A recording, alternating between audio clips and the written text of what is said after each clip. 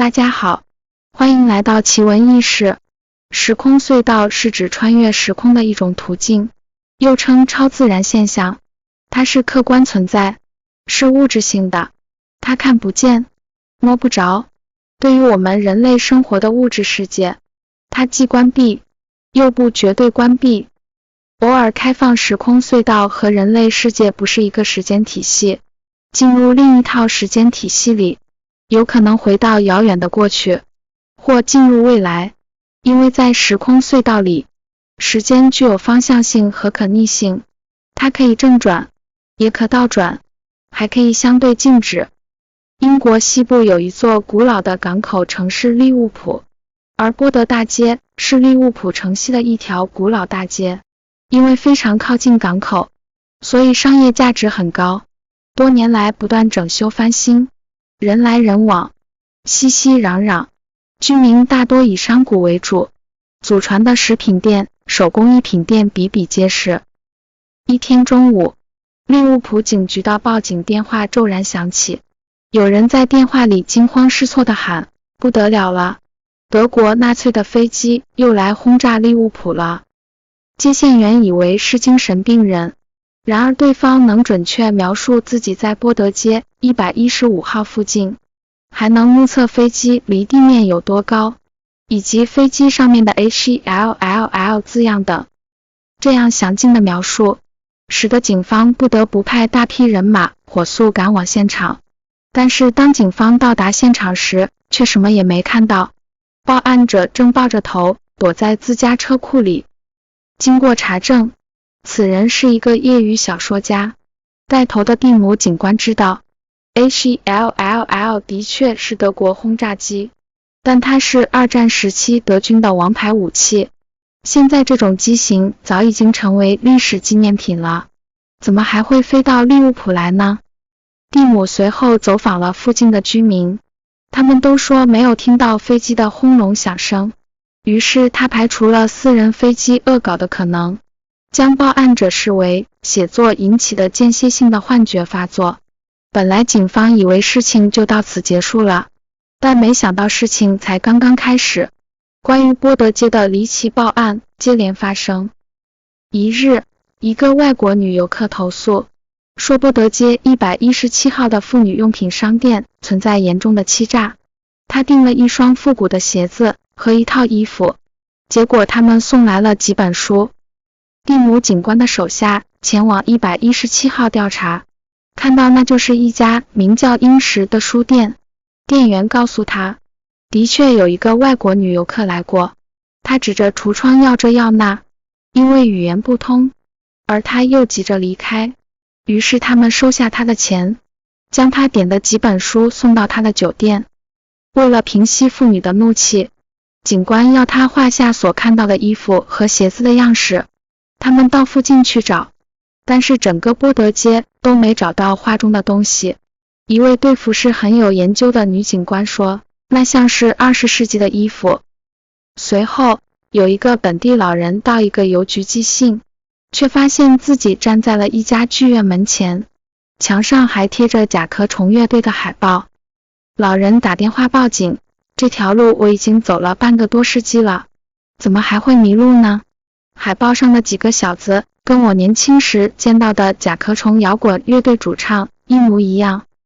还有的人经历更奇特，说走过这个邮局时，感觉周围怪怪的，街上的人穿着古怪，跟他们打招呼也都不答应，拍电影也不做声明，这严重干扰了市民生活。这些投诉和报警，因为事情都极为细微琐碎，警方没有给予太大注意。一段时间之后，再也没有人反映波德街的异常了。就这样时间一晃又过了2年多。有一天，利物浦市议员约翰先生突然将电话打到空军少尉那里，愤怒地叫嚷道，空军雷达干什么去了？德国纳粹的轰炸机已经飞到我们的头顶上来了。约翰是3届老议员，办事严谨，他的话引起少尉的重视，于是军警联合，如临大敌的升空侦察，可结果还是什么也没看到。议员约翰不得不接受谎报军情的司法调查。空军方面没有人相信约翰，倒是警官蒂姆有点相信他，因为他跟1年前报案的小说家一样，都看到了飞机上 HELLL 的字样。两个互不认识的人，不太可能出现同样的幻觉，更何况他们都没有精神病史。蒂姆开始关注和收集跟波德街有关的人和事。他发现，进入8月后，曾经发生过的许多奇异事情，今年又一一有人上报。为了不引起恐慌，蒂姆警官开始亲自到波德街着便装巡逻。一天中午，炙热的太阳烤得人昏昏欲睡，走到邮局附近的蒂姆正想回去休息，突然看到前面走来一些穿着怪异的人，男人戴着礼帽，女人穿着长裙。谁会在这么炎热的天将自己裹这么严实呢？蒂姆记起有投诉说这里有人未经批准拍古装电影，于是走上前去问：你们是演员吗？没有人回答他。走到他跟前的一个戴着礼帽的男人，像没看到他一样，飘然走开了。蒂姆以为自己碰到鬼了，来不及多想便撒腿狂奔，直到眼前一切正常时，他才停下来。冷静下来后，他把最近发生的一连串怪事整理上报给英国皇家科学委员会，认为波德街一带存在一种神秘力量，能够将人带离现实世界，回到过去带来幻觉，请求他们前来调查。英国权威科学机构对此事产生强烈的兴趣，他们组织专人进驻波德街，在市民中展开调查。调查结果让他们大吃一惊，有100多人反映说自己有过被带离现实的经历。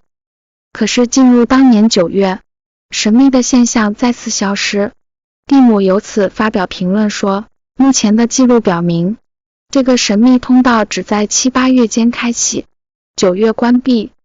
美国《纽约时报》的女记者珍妮决定前往波德街探秘，因为她的母亲从小在波德街长大。如果传闻属实，她真的想看看有无可能进入母亲的童年时代。作为一个社会新闻记者，珍妮一直从事各种奇闻趣事的采写和报道。上大学期间，珍妮就采访过一个在百慕大上空历险的乘客。那人回忆说，当时他坐的飞机跟地面失去联系2小时，地面以为他们坠海了，随后他们又神奇的回来了。尽管至今没人能解释这个神秘事件，但珍妮相信在那里存在某种神秘的通道，跟另一个世界相连。然而她的男友则嘲笑这个想法。她的男友从事突发事件报道，不相信世界上有超自然的力量。他开玩笑说，假如波德街真的有时间隧道，而你也有幸走进去，甚至有幸碰到你的母亲，你如果拽住她的手，将她拖到这个世界来，那么你母亲的命运就被你改变了，又怎么解释你的存在呢？这不是天大的矛盾和笑话吗？她的男友甚至跟她打了一个赌，一起到波德街待1个月，只要能亲眼见到那些景象并拍下照片，他们的新房就装修的梦幻点。这对记者情侣带上高倍相机，进驻波德街。他们借住的房子就在邮局和英石书店之间。让他们吃惊的是，到这里来寻觅时间隧道的世界各地探险者挤满了街道，这使得炎热的天气更显压抑。珍妮和男友也选择了在太阳光最强的时候到波德街上去晃荡。可是半个月里，他们结伴走了无数个来回，都没有碰到任何异样。一天，走着走着，男友突然觉得他们的行为十分可笑，提出回家，而珍妮坚持要留下来。两人发生争吵，一气之下，珍妮甩手先走了。男友气恼地在街边坐了下来，第一次意识到女友的迷信伤害到了他们的爱情。男友垂头坐了半天，才决定去追珍妮，但是抬起头时，发现周围好像有点不对劲。穿着时髦的现代人不见了，代之是衣着老旧的行人。他甚至还看到了最老款的老爷车从身边穿过。他惊喜地意识到，他进入时光隧道了。但是一摸胸前，发现相机并不在他身上，而是被珍妮带走了。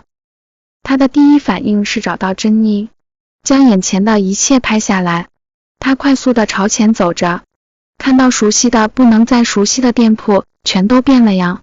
在一家写着巴宝莉女性用品专卖字样的店铺前，他不想错过这千载难逢的机会。他走进妇女用品店，想从那里带点东西回去做凭证，但是进去以后，他发现那就是一家书店，而且还看到了珍妮。他买了一大摞书，正准备付钱，他只是跨过了一个门槛，眼前的东西就全变回了原来的模样。他跑过去拉着珍妮就跑，珍妮还在生气，不理他。他只好说，我看见了，一边从他的胸前取下相机。但是等他跨过门槛，再次回到大街上时，那些穿着过时的人们又不见了，只有刺眼的太阳照的人几乎睁不开眼睛。珍妮不明白怎么回事，她问，你看到什么啦？那些穿着古怪的人，还有过去的街道，这些刚才就在我眼前，可是你拿走了相机。男友回答。珍妮立即兴奋起来，她拉着男友边走边问，你刚才在哪里？开始发现不对劲的，那里肯定是通道的入口。珍妮拉着男友来来回回的在那段路上走，但是起风了，除了衣袂飘飘的当代人，他们什么也没有看到。男友的经历化解了两人的分歧，他们决定驻守下来，并且24小时不离相机。然而随后是几个天气阴霾的日子，他们踟蹰在街头，什么都没有拍到。有着112年历史的巴宝莉服装公司非常自豪地宣布，1951年，他们确实在波德街开了一家装修豪华的女性用品专卖店。由此可以推断出，波德街确实存在一条通往1951年的时光隧道，因为甲壳虫乐队是1951年在利物浦组建的。专家表示，如果时光隧道论真的成立的话，那么在波德街附近应该有2个通往不同时空的隧道，因为德国 HELLL 轰炸机大规模轰炸利物浦是1943年的事，这说明在街面上空还有一条通往20世纪40年代的时空隧道。英国权威科学机构的负责人断言，目前除了相信爱因斯坦基于能量守恒定律而提出的虫洞理论外，现行的科技水平根本解释不了这2个通道为什么存在。好了，本期节目就到此。创作不易，欢迎点赞订阅，这是对我最大的支持和鼓励。谢谢观看，我们下次再见。